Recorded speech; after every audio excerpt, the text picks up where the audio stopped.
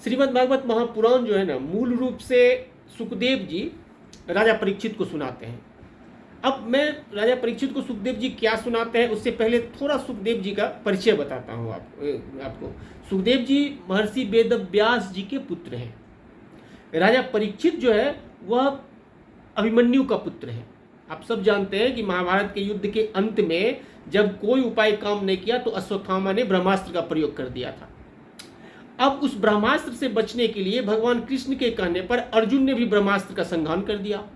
महर्षि वेदव्यास दोनों ब्रह्मास्त्र के बीच में आके कहते हैं कि ये दोनों ब्रह्मास्त्र की शक्ति आपस में टकराएगी तो सृष्टि में प्रलय मच जाएगा।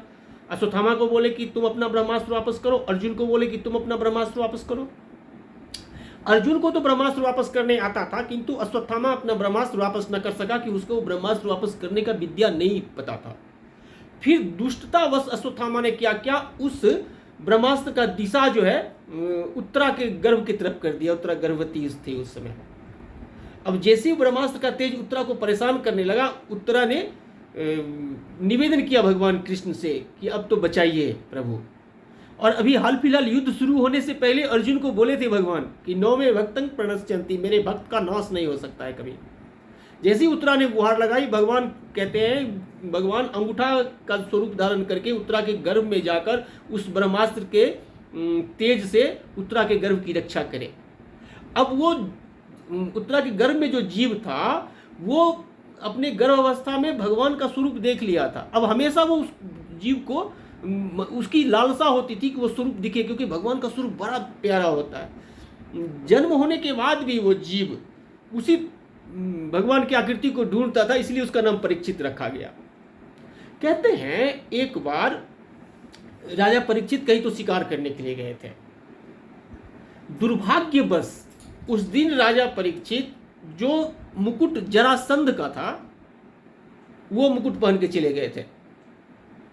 अब जंगल में एक ऋषि की कुटिया के पास जाके उसे प्यास महसूस हुई। ऋषि ध्यान में थे तो आवाज लगाया राजा परीक्षित ने। राजा परीक्षित की आवाज पर भी चूंकि ध्यान अवस्था में ऋषि थे तो कोई जवाब नहीं दिए, तो राजा परीक्षित को लगा इसने मेरा तो अपमान कर दिया। अब प्रतिशोध के लिए एक बगल में मरा हुआ सांप था, वो सांप लेके ऋषि के गले में लटका दिया। और उस समय उस ऋषि का पुत्र नदी में स्नान करने गया था। वहां जाके किसी मित्र ने कह दिया कि एक राजा ने तो तुम्हारे पिता का अपमान कर दिया, उसके गले में ना मृत सर्प लगा दिया है। अब वो ऋषि का पुत्र आओ देखा न ताओ श्राप दे दिया कि जिस राजा ने ऐसा दुस्साहस किया है उस राजा की मृत्यु 7वें दिन सर्प के डसने से हो जाएगी।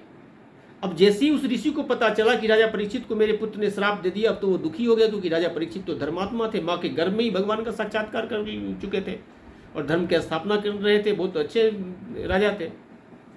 फिर उस ऋषि ने अपने पुत्र से कहा कि किसी कम ज्ञान वालों को ना ज़्यादा सामर्थ्य देना ठीक नहीं है।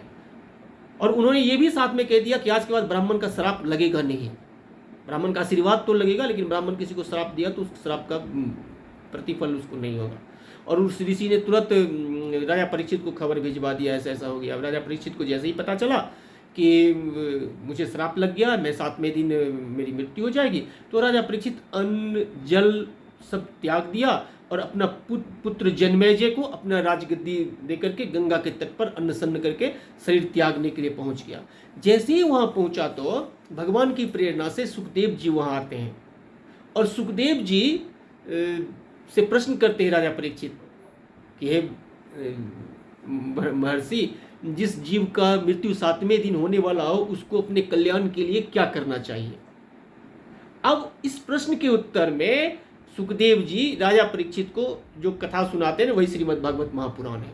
इसमें मूल रूप से भगवान कृष्ण के बाल लीलाओं का वर्णन है, पूरे ब्रह्मांड का वर्णन है, जीव कैसे अपने आप को मुक्त कर सकता है, बहुत अच्छी जानकारी सुखदेव जी राजा परीक्षित को देते हैं।